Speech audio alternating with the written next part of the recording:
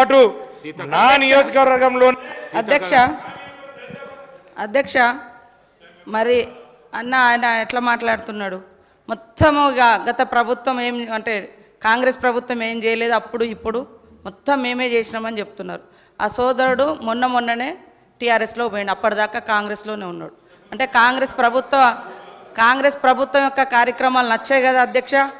ఈరోజు ఈ రాజ్యాంగం ద్వారా ఎస్టీ స్టేటస్ ఇచ్చిందే ఎస్సీ ఎస్టీలకు కాంగ్రెస్ ప్రభుత్వం అధ్యక్ష.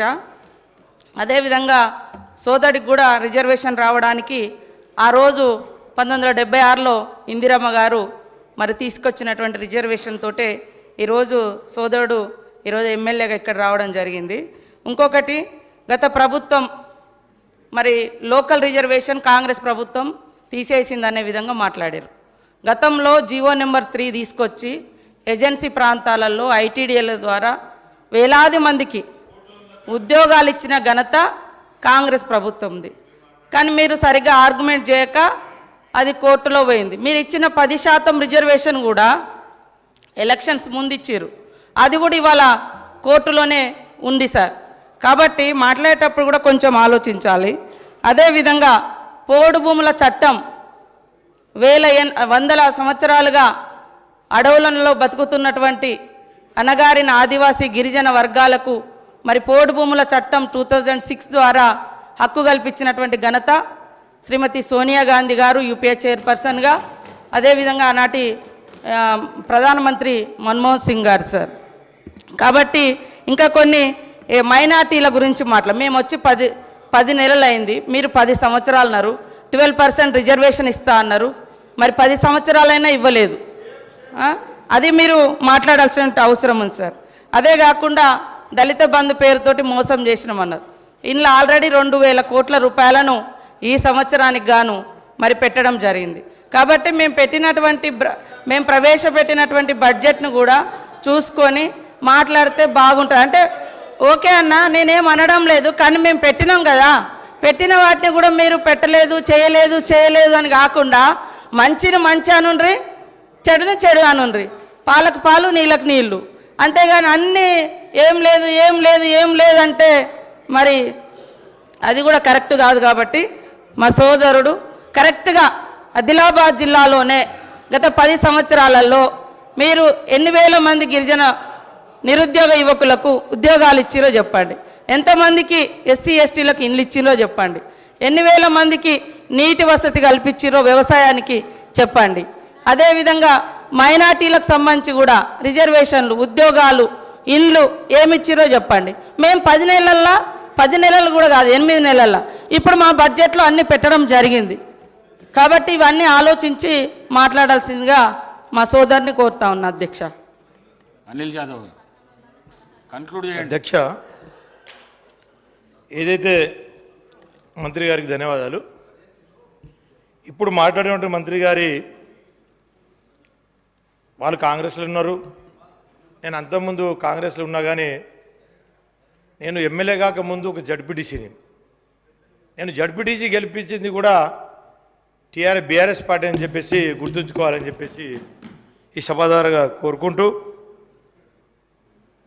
ఇప్పుడు మాట్లాడినటువంటి మంత్రి గారి తల్లిదండ్రులకు కూడా ఆర్ఎఫ్ఆర్ పట్టాలు ఇచ్చింది కేసీఆర్ గారు అని చెప్పేసి గుర్తుంచుకోవాలని చెప్పేసి సభ ద్వారా తెలియజేస్తున్నాం.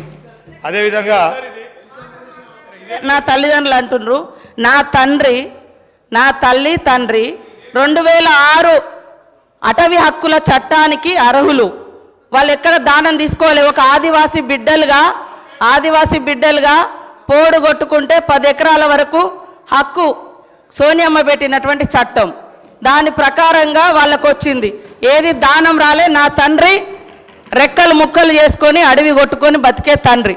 ఈ రోజు కూడా మా నాన్న రోజు గుట్టకే పోతాడు సార్. నేను మంత్రినైనా ఎమ్మెల్యే అయినా రోజు అడవికి వెళ్ళి మా ఊర్లో పోయి ఎంక్వైరీ చేయండి.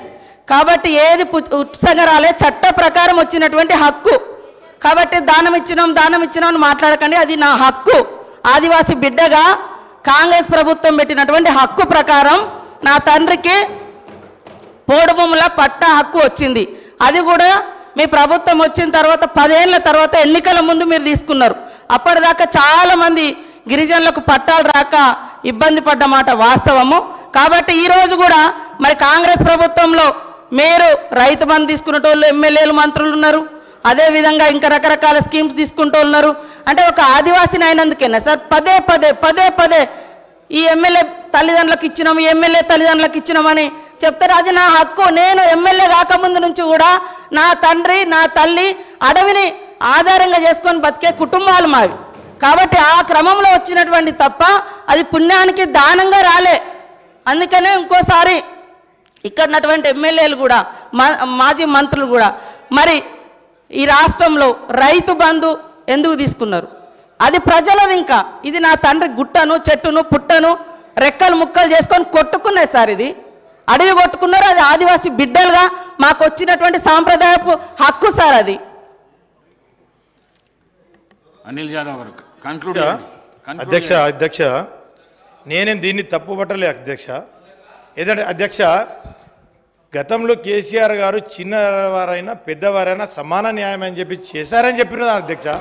అప్పుడు ఉన్నటువంటి పత్రికలలో మంత్రి గారి తల్లిదండ్రులు కూడా ఇచ్చిందని చెప్పి ఒక పత్రికలో వచ్చిన వార్తనే నేను చెప్పిన తప్ప సారీ అమ్మ నేను మీదకు ఏదో తప్పు పట్టట్లేదు. ఎందుకంటే అది మన జన్మ హక్కు, ప్రతి ఒక్క గిరిజనులకు హక్కు. ఏదైతే పట్టాలు పొందాలని చెప్పేసి మన హక్కు, అది నేను మీకు ఇచ్చిన నేను అంటలేను.